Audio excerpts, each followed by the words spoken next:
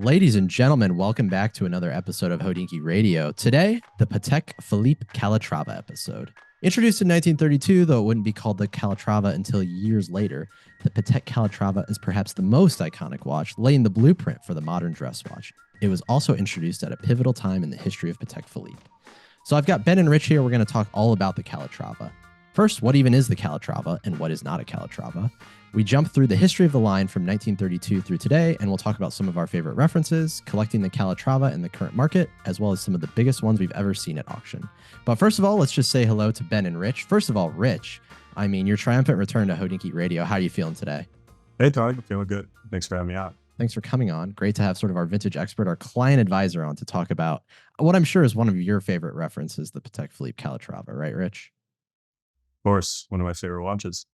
Great. And of course, we've got our founder for the second week in a row, gracing us with his presence, Benjamin Clymer. How are you doing today? I'm great, Tony. Nothing makes me happier than when you go from like this mild-mannered, kind of quiet editor dude into who you are on this podcast. You are the best version of yourself when cameras are rolling. Split personalities, baby. That's right. Well, thank you both for listening or for coming on the podcast, I should say. First of all, Ben, let's just start here. Can you talk about your relationship with the Patek Philippe Calatrava briefly? My relationship, as long as it might be. How long do you two go back? If we go back a way. I don't know if you know this, Tony, but I'm older. Even before we even get to my relationship with it, I'm going to refuse to answer what I think the Calatrava is. I want to know your definition of it. Because everyone kind of calls, or historically, people have just kind of called any time-only watch in the vintage era a Calatrava, whether it be from Vacheron or AP or Patek or whatever. That's not how I view it. But I have long loved the Calatrava. I've owned a few. There's a few that have been noticeably absent in my ownership history, such as a 570. I've never owned a 570. They are spectacularly fun to collect. They're also, I think, really misunderstood. And I don't want to say that they're like I'm not going to say they're a dangerous investment, but there is such a narrow group of people today that are buying big dollar Calatravas out there. There's like the 530s and the 570s that we see at Philips that go for like mid six figures, occasionally seven figures.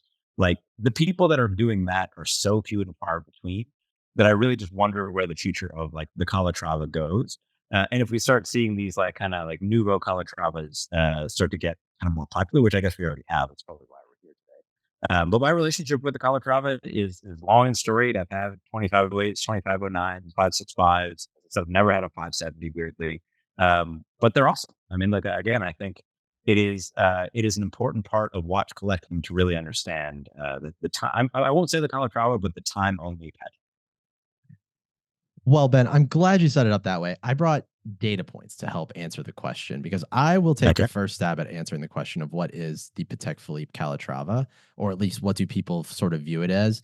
And yes, to sort of start there, talking about time-only Calatravas today, I think there is another world in which we can talk about the Calatrava-shaped case, I suppose, but we're not going to veer too far in that direction today. I have two data points that I want to bring to the table here. First of all, from Patek itself, if you go to their website, if you go to patek.com/collection/Calatrava, this is what they say about the Calatrava, their most iconic of watches. They say, with its pure lines, the Calatrava is recognized as the very essence of the round wristwatch and one of the finest symbols of the Patek Philippe style. Supremely elegant, it charms each new generation of watch lovers by its timeless, understated perfection. What do you think of that, Ben? Oh, look, they're the people that created the term, right? So I'm going to go with that. And it's always funny to me. And again, I kind of straddle this line of being in the industry and then being a collector.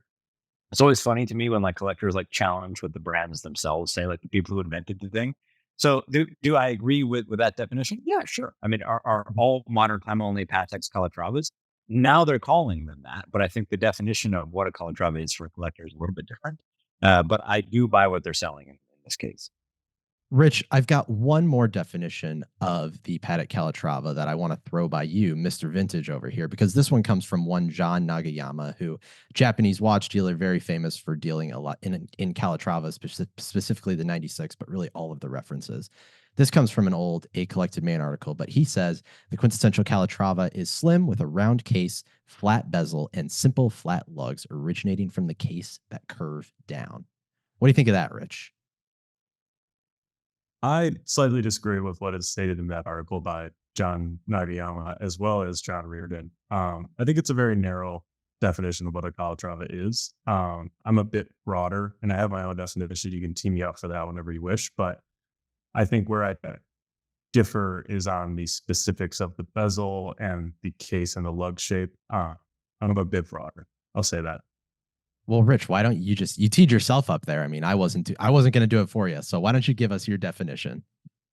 When we talk about the name Calatrava, it goes back to Patek using that, obviously the logo and all that lore, but Patek first using that in the late to mid 1980s with the 3919, which doesn't fit either of those two men's definitions from that article. So I'm broad along those lines where I have a list, which I can start right now. I have a list of characteristics that I see as a Calatrava. Rich, you did your homework. Thank you so much for this. Ben, we'll get to your list in a second because I'm sure you did your homework as well. But Rich, as always, let's do it. Ben could go after me as always. Number one is made by Patek. So Ben sort of touched on that a little bit earlier. I don't see AP time-only dress watches or Vacherons as Calatravas. I think that's a little silly. Number two, round. Number three, time only or time and date. Number four, has lugs and a strap. No bracelet watches. As opposed to what? There's a lot of time only what could be Calatravas without lugs from like the 70s. No, just straight attached, like bracelets, integrated bracelets. Yeah, no, that I feel like that goes without saying, but I'm glad you're saying it. Yes. Well, thank you for agreeing with me, nonetheless. I do. Number four has a crown at 3 o'clock. No backwind Calatravas. And number five, in that 3919 advertisement where Patek first started to call the collection Calatrava, one of the keywords is simplicity. So my fifth characteristics that I kind of lost count by now is simplicity. And I think that kind of takes out any fancy lugs, any hooded lugs, anything teardrop, anything scroll shaped, because if you include that, you're looking at over like 100 references. I'm going to scale back. We're looking at like 80 references before the 3919 are Calatravas in my book. You're saying 80? It's actually over 80. God, I would have said like 5. Well, Ben, just give us, if it's only 5, you might as well just give us the list. What are the Calatravas in your mind then? In my mind, it's 2508, 2509, 96, obviously. 570, 530. What about you're talking about just the vintage references, obviously. Vintage, right? Correct. Okay. And then once we get into once Patek starts using it in their own advertisements, whatever they call a Calatrava is a Calatrava. And anybody who says otherwise, it's I think, Rich, so first of all, you brought up a point that I kind of wanted to land at, where obviously when the 96 was introduced in 1932, it wouldn't be called a Calatrava until, as you're hinting at, like 50 years later, when Patek introduced it as really a marketing term instead of an actual collection line. And at that point, it was just almost any round watch. You're kind of hinting at the 3919. That was kind of the hobnail watch that would kind of go on to define the modern Calatrava design in a lot of ways. But for years and years, it wasn't like it was this cohesive Calatrava collection. It's something that we kind of have retrofitted in a way, almost. Right. And that also coincides with Patek using collections for the first time. Like, it's not a coincidence that they first started to call the Calatrava collection such in the late 80s. It's also the same time they started to use Nautilus and Olympus as more collection families. So they were defining their catalog at the time. It's not just the Calatrava, it's the whole range. Yeah, it's true. And in a way, that's interesting. I want to sort of jump off and talk about the reference 96 for just a second, since obviously that was the first one. We've alluded to it. Everyone knows the Patek Calatrava 96, the first sort of reference number watch, the first serially produced reference number watch from Patek. It was kind of introduced at an important time in Patek's history. It was right when Stern and the Stern brothers had acquired Patek in 1932. It was like at a pivotal time in the history of Patek. And sort of what happened is they first appointed this guy named Jean Pfister, who had been leading Tavares Watch Co. Did you guys know this? And he would go on to introduce the 96 was like the first project that they introduced in 1932. And then obviously a lot of the serially produced complicated watches that we all know and love, the 2499s, 1526s, and so on, would come soon after that, over the 30s, 40s, and 50s. But throughout that entire time, from the 1932 until the 1970s, produced the 96, obviously produced in all kinds of variations. I mean, steel, gold, platinum, all kinds of dial variations, brigade numerals, diamond numerals, early signatures, long signatures that changed over to the short signature in 1948. Pretty much anything you can imagine. It's a 30.5, 31 millimeter dress watch, if we're being generous. Yeah, they're tiny. Yeah, they're tiny little things, right? But guys, just sort of in terms of collecting the 96, this quintessential Calatrava that they produced for 40 years or whatever it was, any sort of favorites in terms of just collectability or just general notes on collecting the 96 or thinking about acquiring one, if you want to put it that way? Yeah, I mean, I've owned two 96s. I owned a steel brigade 96. And then I owned a yellow gold black dial 96 that was actually given to me by somebody. And they're amazing watches. I mean, it's real quintessence of Patek. When at the time they were like, I think I paid $7,000 for the steel one, something like that. Maybe even less. Or actually, the yellow gold one was given to me. But like, it's real heritage and real Patek without costing a fortune. The only downside, of course, that like they are meaningfully small. You know, I mean, I'm wearing a 38 millimeter watch as I do most days, and it's like they feel markedly smaller than this. So I find a lot of like young dorky vintage guys like everyone on this call kind of get into them because like they're air quotes affordable. And they're like, wait a minute, like I can't wear this. But I mean, having said that, this whole thing about like the tiny watch and the little tiny APs that just came out, and so many people are doing these little watches. Maybe now they're more in vogue than they ever were, but historically, like you weren't really buying them unless you couldn't afford the 570 or the 565, except for John in Japan and other Japanese collectors. But the 96 was really kind of like you bought it because you couldn't afford the other stuff for the longest time. Having said that, here and there, some special ones would kind of break through the noise and sell for big dollars. Like there was a Sotheby's New York sold a platinum on platinum bracelet 96 with a box maybe 10 years ago. And like at the time, the 96 was trading for like, maybe 10 grand. And this sold for like 90 or something like that. So at times when you find something in super rare condition or super rare spec, you kind of break through and all of a sudden you have something really special. And people like, the Fahrenheitos of the world or the Goldbergs of the world would take note. But generally speaking, the 96 is a watch that is kind of, I don't want to say an afterthought to serious Patek collectors, but certainly not at the forefront. Rich, anything to add there? Yeah, I think that's fair. I think we won't go too far down this road, but the 96 opens up a interesting discussion about condition as well, because this watch is super old. The case is very non-waterproof and dustproof. So the dials are normally pretty hard to find in good condition, not restored. And I'm thinking about a Sotheby's long signature steel that was in New York just this past season that did sort of poorly. It was unrestored and like a very, very original dial, but it did poorly versus some of the dials that have been touched up, I would say. So What is poorly? Just so I understand, like what's the number? Putting me on the spot, but I believe it was somewhere between 30 and 40. Oh, that's poorly. But I mean, The steel sector dial long signature. It was expected to do. Yeah. And it just came down to the watch not being attractive to a large audience, like you're talking about, Ben. The market for these things is already very small. And there are still a large portion of collectors who want a watch that looks really good, no matter what the originality. Yeah, of course. But 96 comes down to a lot of those factors as well, which would be even nerdier than the conversation we're already having. But don't take hard to believe, to be honest. Yeah, I think the one place where I think the 96 is supposed to be the Calatrava, where the 96 really excels is you kind of alluded to it, Rich, is like variation of dial type. If you look back at like a lot of the limited editions that you've seen from us, frankly, from Philips, from Longines recently, from others, from Ralph Berrier, a lot of these are basically taken from 96 dial. If these dials existed on 570s or 530s, they'd be seven-figure watches. But because they're on 96s, they kind of get, I don't want to say cast aside, but kind of like forgotten by everyone except for people like us. But the dial variation on 96s are really, really neat. And I could see, if somebody just had a love for the watch, like I could see somebody going really hard on 96 solely because of the dial variation. Yeah, but I think part of the appeal to some of these modern reinterpretations, right, is because no one would ever buy the the small little dinky 96s, right? So there's they're updating it to Whoa, modern whoa, whoa. taste, I think, right? Yeah. Whoa.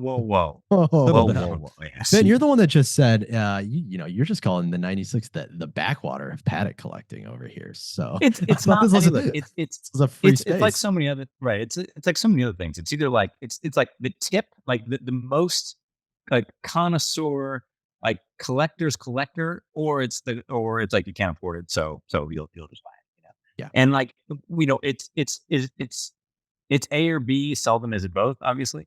But there are people like John in Japan who is remarkably knowledgeable and tasteful that like has a genuine love for this stuff. And then there's a bunch of guys here in Chinatown that are buying because they can't afford a 570. And it's just I could tell you that I bought my steel 96, which again was steel brigade, because I couldn't afford another watch.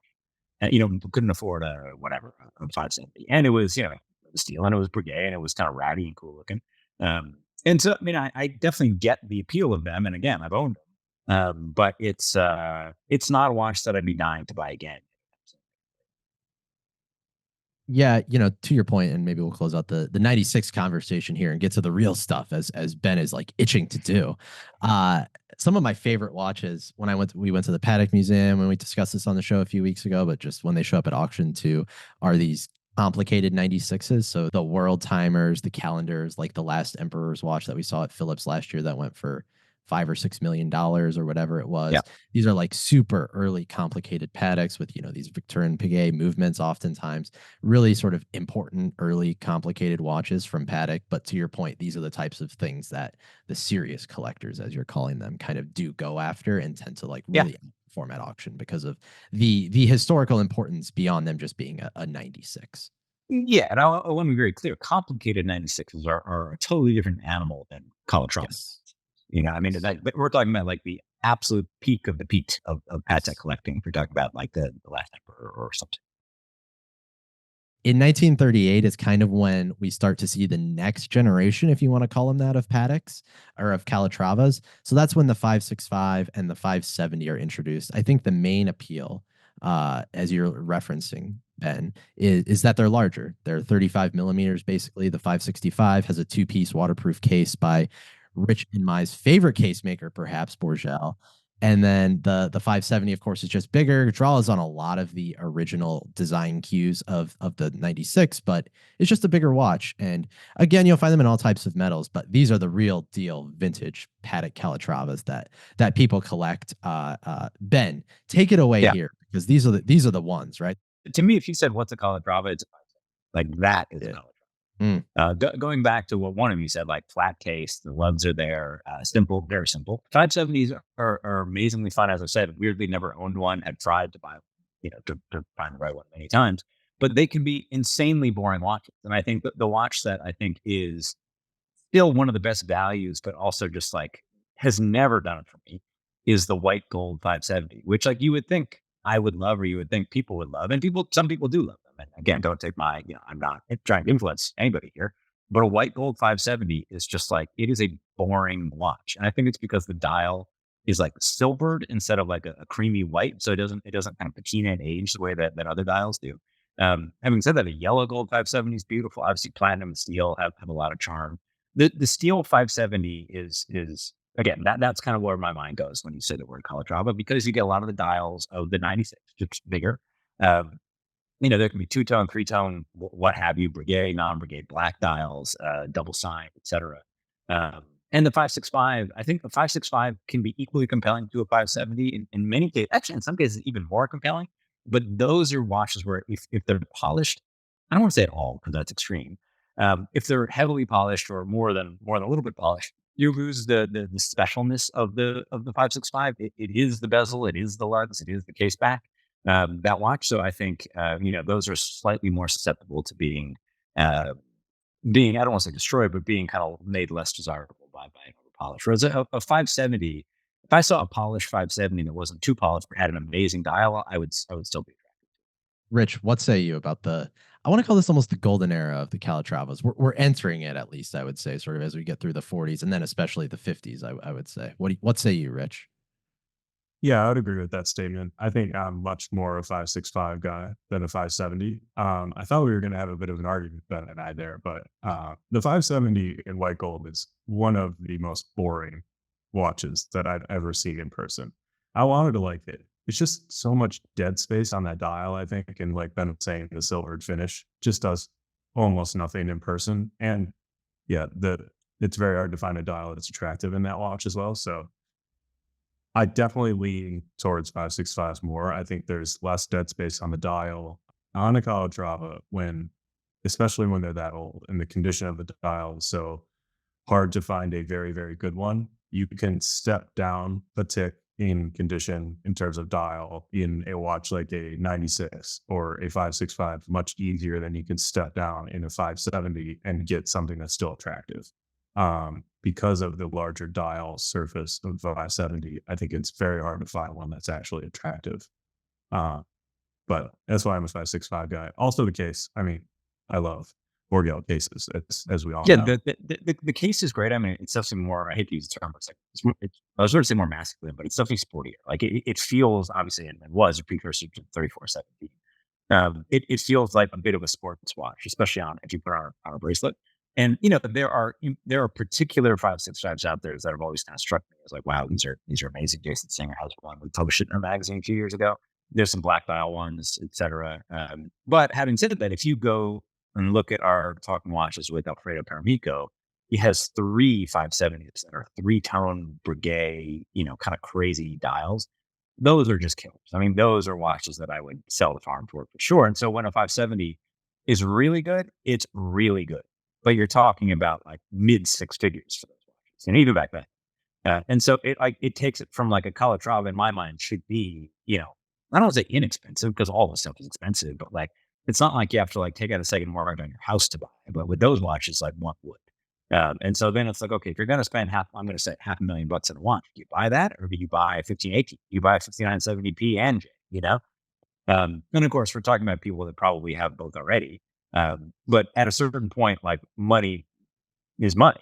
Ben, can you talk a bit more about wanting to buy a 570 for a long time and never actually landing on one? Like, does that reference then become only those really special things for you and nothing else will suffice?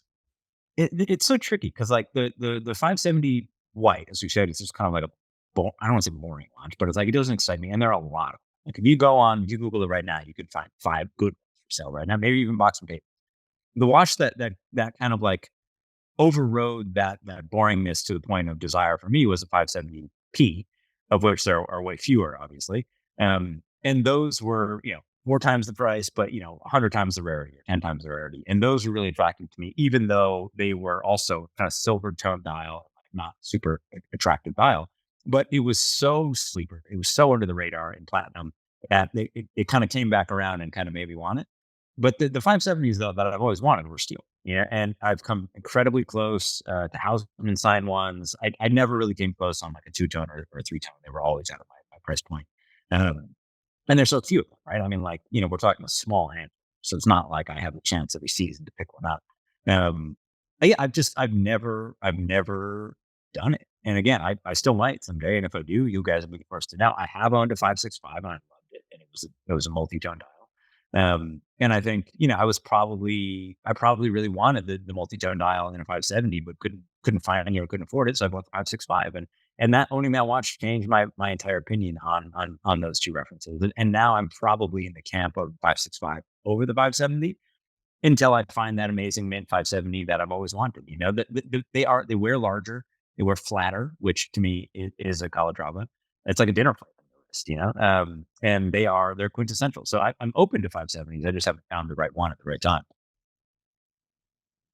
The one other reference that kind of comes up in this era that almost, I don't want to say splits the difference between these two, but kind of brings elements of both and then is a much better dial design in general, I would say, at least on the good ones, is the 2508 or 2509. So 2508 is center seconds, 2509 is sub seconds. This one, kind of like the 565, but different in the sense it at least has a Bourgeois case and waterproof case. But to me, it solves some of the problems of the 570 dial because the dials are a lot oftentimes you'll see them with these nice like applied square numeral markers that are just a lot prettier. And they use that sort of dead space that the Calatrava is famous for, the simplicity. If we're going back to one of Rich's criteria for a Calatrava, does this watch do anything for you guys? Yeah, these watches are really neat because you get variations, right? I think the one that I have here was luminous.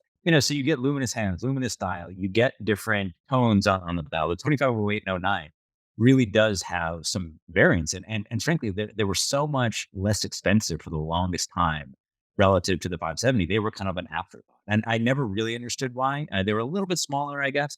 But yeah, they were really. I mean, when I bought this one here that I just messaged you guys, nobody was paying attention to these at all. And even still, I would say they still don't get a lot of attention because the 570 and 565 are just kind of so much more easy to understand. But they are attractive, mostly, I think, because of the potential for luminous components. Yeah, I agree. I think the 2509 is like among the reference we've been talking about so far. I'm a little large to wear a 96, and 565 might be out of my budget perpetually. The 2509 is where like I would likely spend my money in this range. I think it's a great looking watch, and it's a little more niche, obviously. Ben's sort of discussion about why he hasn't bought a 570 intrigues me because I think a lot of people can get lost in this range with either a 96 or a 570 or even a 565 of rarity of dial variants and base metals. And you sort of can spin yourself out in this process of then never owning one like them because you start to learn about what is rare, and rarity becomes such a part of your search. And you also want condition. Ben obviously wants good condition and will buy something that's not attractive. So it's very easy to get lost and then never actually buy one of these references because you're looking for some certain dial type or case metal. And I think that actually kind of hurts the entire reference then and the collectability of all these things. I totally agree. I mean, I think again, like the 570s that people tend to think of are brigade, black or multi-tone, and it's like those watches are impossible to buy.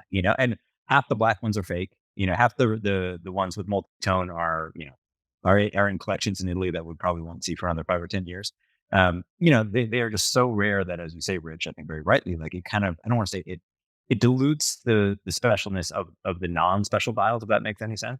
Again, I think we've agreed that silver tone white gold is not the most attractive, but if you get one that is aged, it can be. I think a yellow gold 570 is really compelling to me. Like if you said, what's the 570 that you're going to buy in the next 24 months, I would probably say it's going to be a mint 570 in yellow gold. I'm not chasing for one, but if I found a really great one with a nice aged dial, I would do it. Yeah, I think those factors that might hurt the 96 or the 570 actually help the 2508 and 2509 because there's not somewhere you can go and read and say, oh, there are 15 steel brigade 2509s. Like that information doesn't exist unless you're really, really into Patek collecting.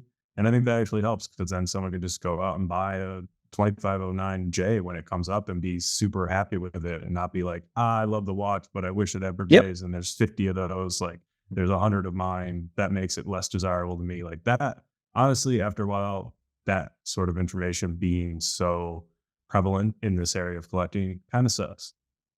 Yeah, and I think also, and my guess is we'll probably get there. Is like I think the two references that I don't consider Calatravas, but I do love, kind of have eaten their lunch in some way, which would be the 2526, which everybody loves in the Patek world, and the 3417. And all of those are special, whereas not every 570 or 96 is special.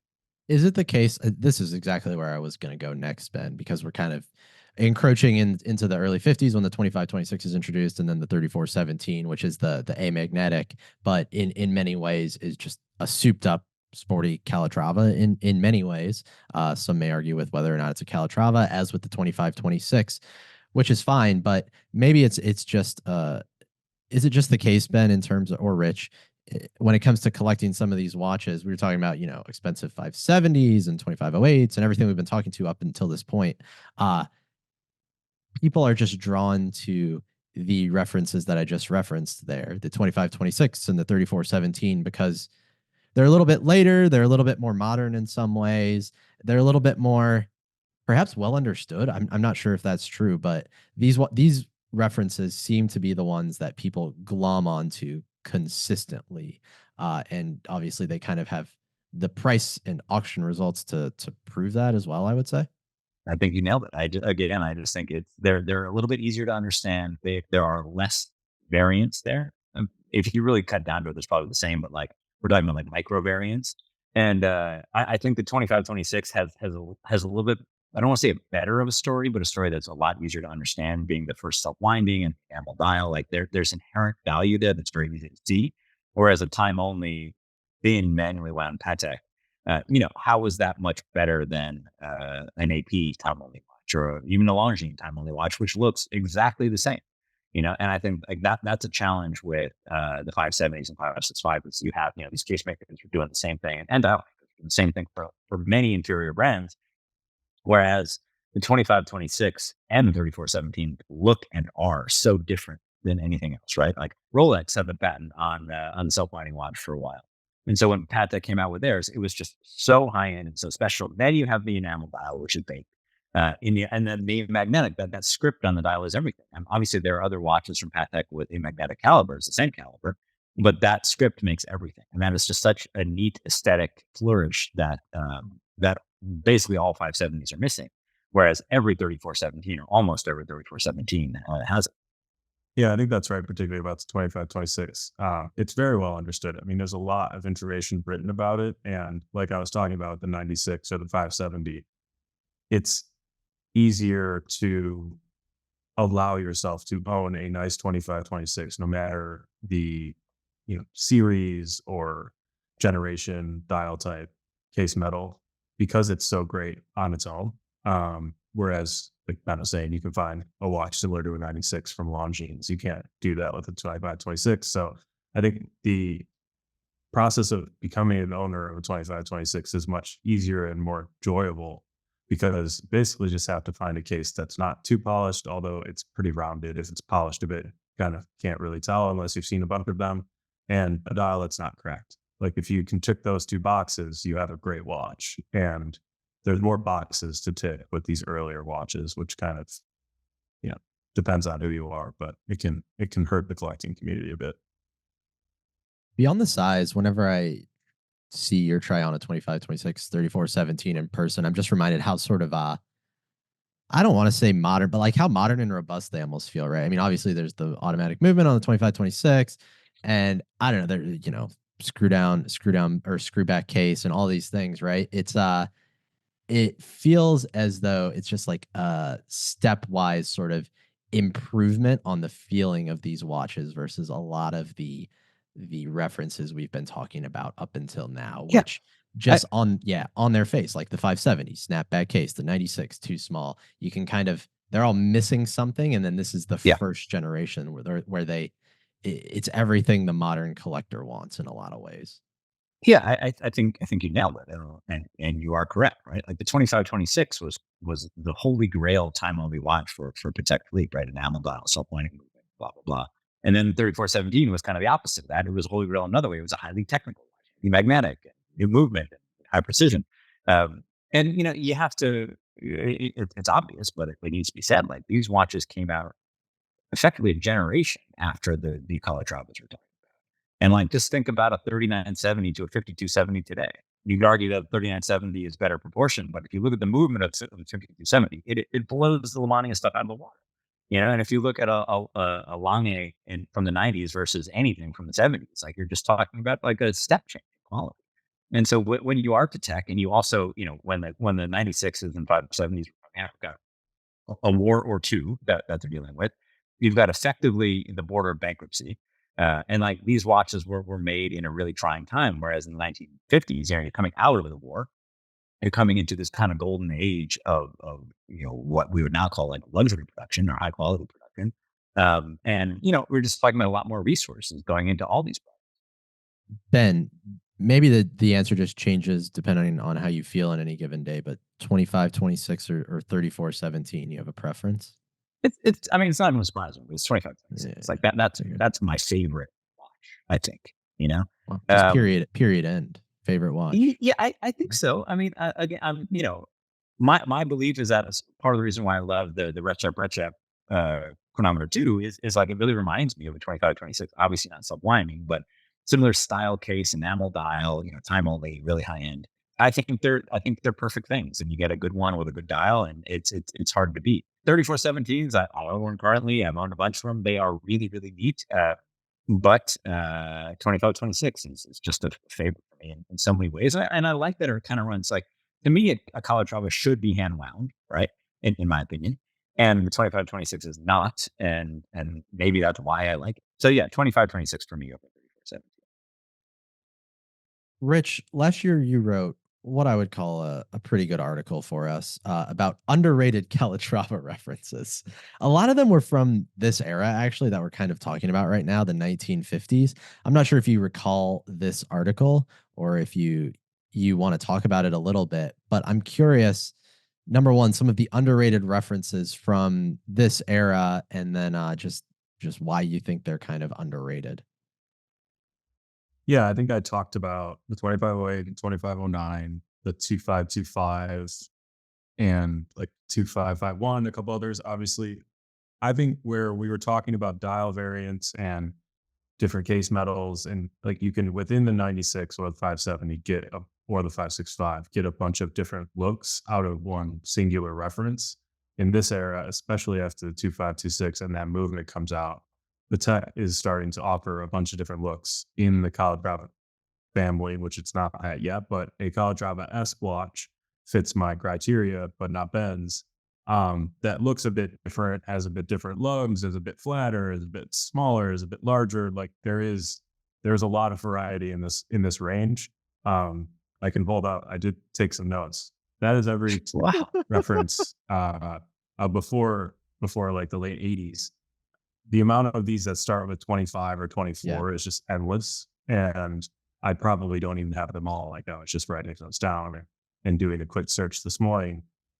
That list is like 80 references. And what's so great about this whole generation is Patek, outside of a single reference, playing around with different looks for different customers who want something a little more stylized or something automatic, something manual. Like you can pretty much find everything you would want within this range, whether they made it in 50 examples or 500. Like, good luck. I hope the one that you like is 500 and not 50.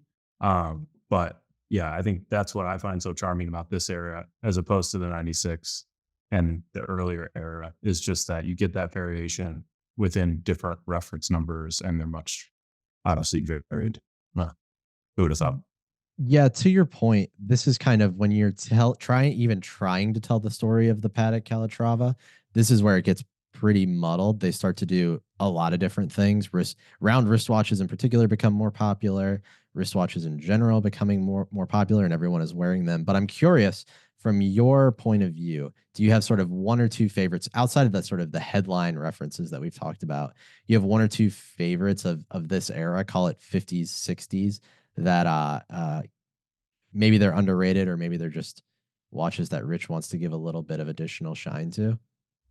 I'm glancing over to my list and trying to remember what they all are. It's a bit later, but I really like the 3558. It looks like a Datejust. This is one where if anyone is doubting my Calatrava definition, you will hate this pick because it's not a Calatrava. It's very far from Ben's definition of a Calatrava, but it fits all of my criteria. So screw it. It's a Calatrava. I think this watch is really cool. It looks like an oyster case from Patek. So that's what I'd call out. Other than that, the 2551, which was mentioned in my article. I mean, I wrote that article a year ago, maybe more, where I called out a lot of my favorites from this era. So I'm just going to be rehashing those things. But yeah, I think that one more to add on would be that 3558. Yeah, I was going to single out the 2551. Just a great reference. 35, 36 millimeters, if I had to guess, but it's got that first automatic movement. So it shares that DNA with the 2526, but it's got these nice stepped lugs, stepped bezel, nice little elegant case, and it's somewhat large for the era, I suppose. But yeah, just a Yeah, great reference. So not going to argue with you. large and flat, which makes it wear even larger. Yeah. I think that's Yeah. what makes that watch so special. And the stepped architecture, I think it just kind of like flattens everything out, and it wears amazing. So what's the difference between 2551 and a 52? 25, 52, 51. I think it's just the case. Slightly different case. Yeah. The 52 also uses that same first automatic movement, but the 52 has this wider sort of disco volante case almost, or bezel at least.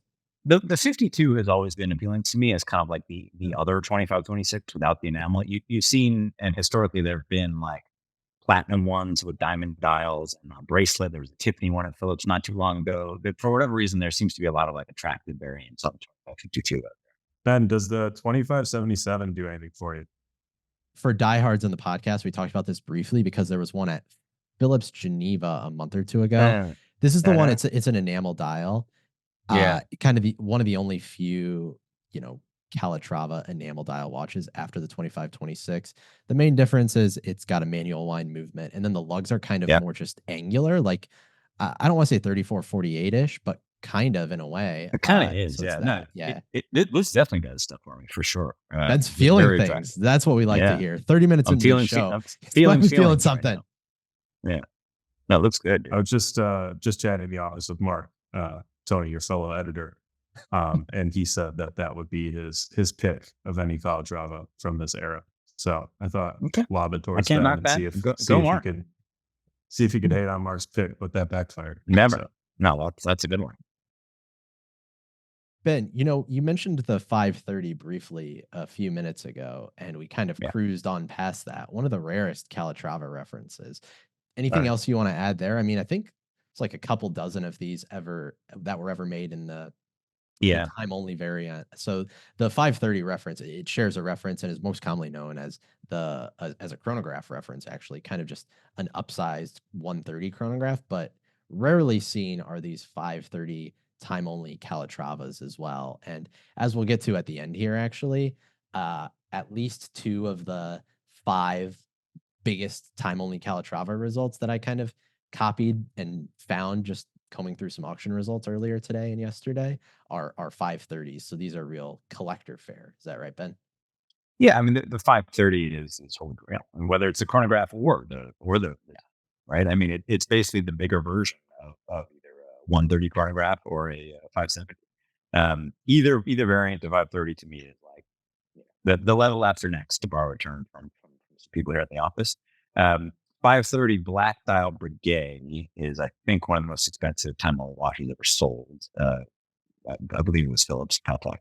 So that's the one. I have that as on the list as the second most expensive time only Patek Calatrava. Yeah. What's the first? Philips Geneva. Philips Geneva sold the 530 with Breguet numerals, black lacquer dial for 1.4 Swiss in 2016.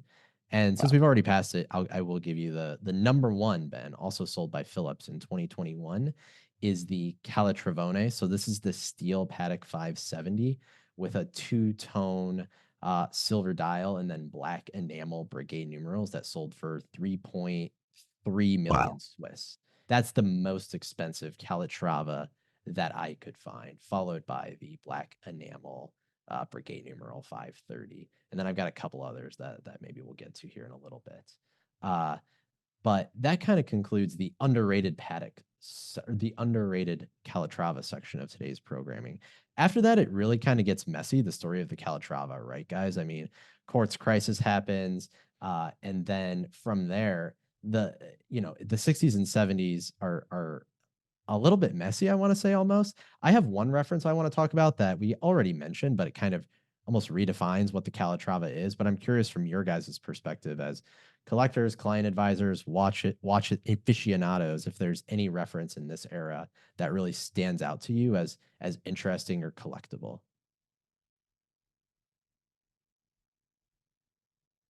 No. I know. It's kind of weird, right? There's nothing. It is. Silence. Well, the one that really redefines the Calatrava is the 3520 that they introduced in the early 70s. So this is the gold Calatrava that introduces the hobnail Clou de Paris bezel.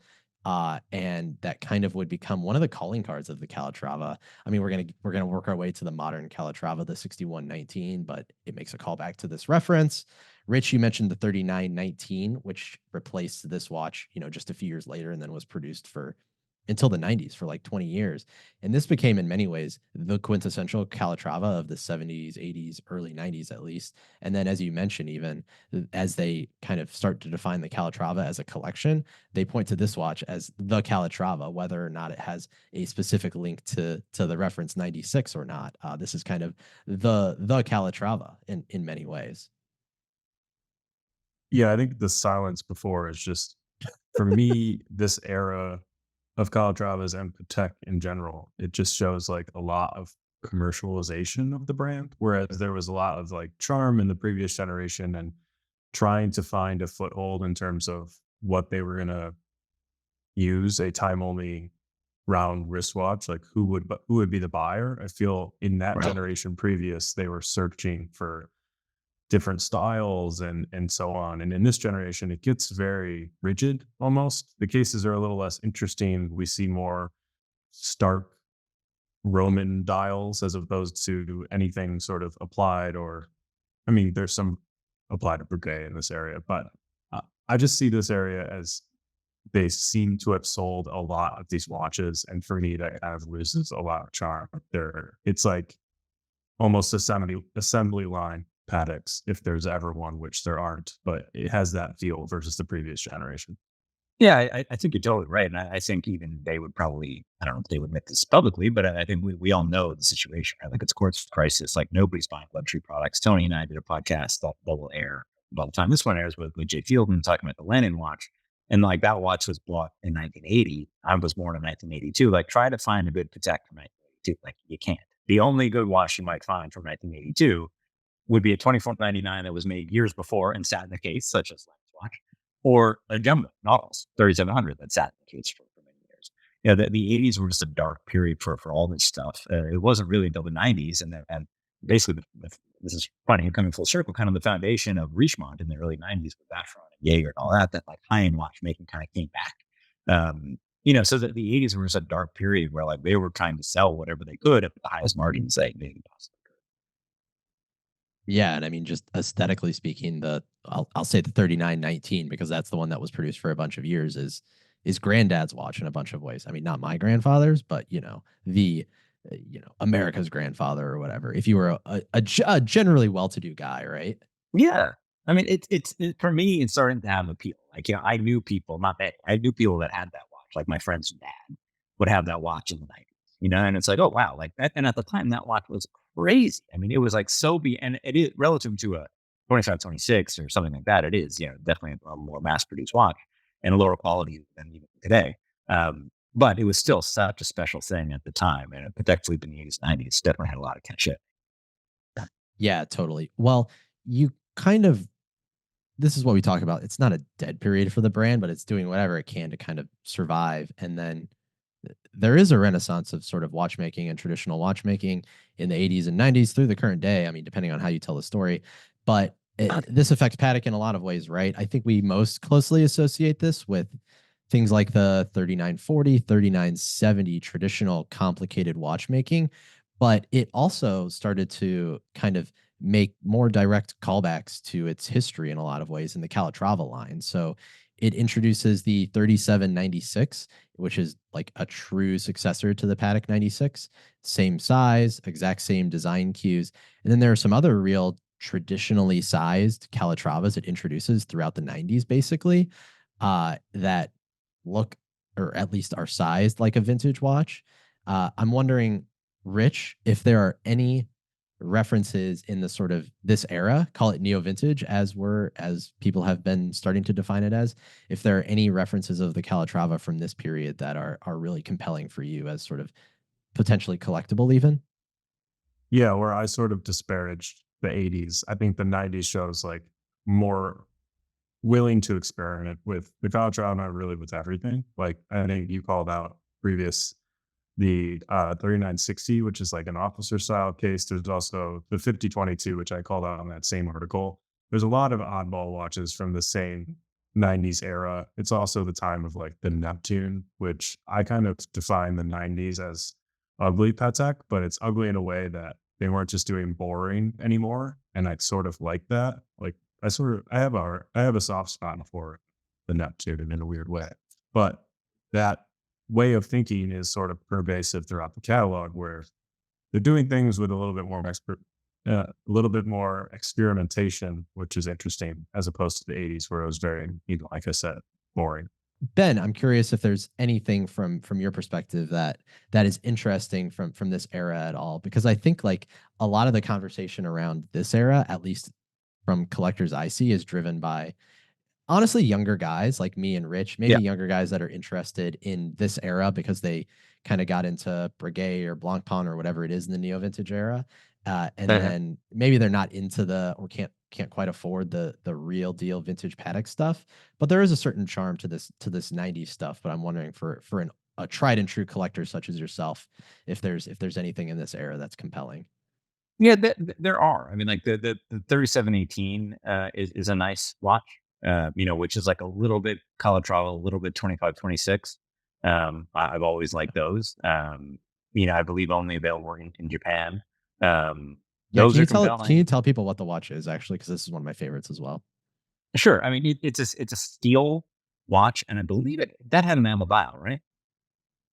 I don't know if they all did, but I know that they do, and I think, yes, Some to your some of them point, do, right? Yeah. Japanese. So basically, Japanese market stainless steel Calatrava that has the crown kind of like a 2526 and a dial markers in the 2526 vein, but with a more 570 kind of case. It's just a neat, rare thing. And Patek was doing things like that back then, where you have like kind of market specific watches, in particular for Japan.